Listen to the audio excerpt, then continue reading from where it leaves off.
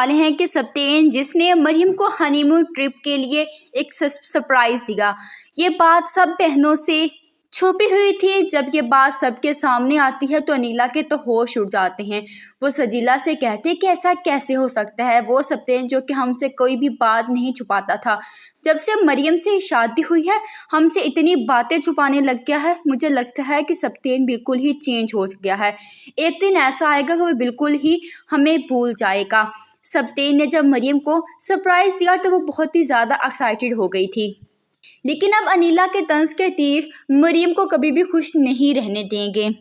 सब्तेन office से घर आता है तो अनीला फ़ौरन से उसे अपने पास बुलाती है और सैड सा चेहरा बनाकर उससे कहती है कि सब्तेन, मुझे ऐसा लग रहा है कि जब से तुम्हारी शादी हुई है तुम हमसे बिल्कुल ही कट कर रह गए हो। हमसे ना कोई बात डिस्कस करते हो, हमें तो जैसे भूल कर रह गए हो। तुम चाहती हो कि तुम अलग हो जाओ। हम मानते हो कि हम बहन भाइयों में कितना प्यार है, लेकिन तुम तो हमसे ऐसे बातें छुपा रहे हो जैसे हमें जानते ही ना हो। सब्तेन भी अपनी बहन का चेहरा देखकर थोड़ा शर्मिंदा होता है कि वाकई ही उन्हें बताना चाहिए था कि वो हनीमून पर जा रहे हैं।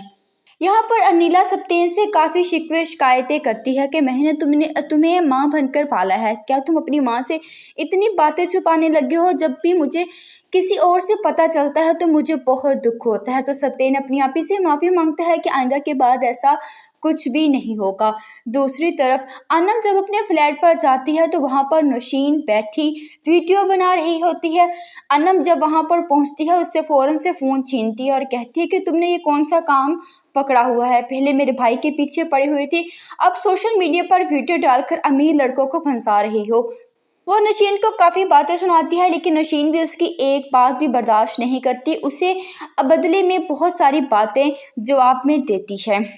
आस पास खड़ा अपनी बहन और बीवी की लड़ाई खामोश होकर सुन रहा होता है, क्योंकि वह जानता है कि अगर उसने अनम को कुछ भी कहा तो उससे भी सब कुछ जा सकता है। जो दौलत, जो थोड़ा बहुत पैसा आता है वो भी चला जाएगा, जो बैठ कर खा रहा है वो भी हाथ से जाएगा। दूसरी तरफ मरियम की छोटी बहन जो कि एक लड़के को पसंद करती थी, और ये बात जब से आसिफ को पता चली है उसे तो मौका मिल चुका है उसे टीज करने का। वो हिया को बार बार परेशान कर रहा है। हिया जब कॉलेज से वापस आती है और उसे कहता है कि एक बहन ने ऑफिस में लड़का फंसाकर शादी कर ली और दूसरी किसी और बाहर लड़के को फंसा रही है, तो हिया उसे कहती है कि वासिफ भाई आप जानते भी हैं क्या करें, अपनी बकवास बंद करें। वो वासिफ को खामोश करवाने की कोशिश करती है और घबरा जाती है कि आसिफ को पता चल चुका है, कहीं वो अम्मी पापा को न बता दे, क्योंकि उसने अभी तक किसी को भी ये बात नहीं बताई कि वो किसी लड़के को पसंद करती है। हिया फ़ौरन से अपने उस लड़के को फ़ोन करती है जिसे वो पसंद करती है और उसे कहती है कि जल्दी से मेरे घर रिश्ता लेकर आओ, वरना बहुत कुछ गलत हो जाएगा। इससे पहले कि अम्मी गुस्से में आए और मुझे डांटें और तुम रिश्ता लेकर आ जाओ। तो वो आगे से बताता है कि ऐसा नहीं हो सकता, मेरी मम्मा कभी भी नहीं मानेगी, मेरी मम्मा ने मेरा रिश्ता मेरी कज़न से तय कर दिया है। या तो उसकी बात सुनकर सुन हो जाती है, क्योंकि उसने उसके साथ जीने मरने के ख्वाब देखे थे। लेकिन अब अपनी सारी बात मरियम से शेयर करेगी तो मरियम उसे ज़रूर समझाएगी। मज़ीद ड्रामा से इसके लिए चैनल को सब्सक्राइब कर ले। मिलते हैं आपसे एक नई वीडियो में, थोड़ी देर के लिए। अल्लाह।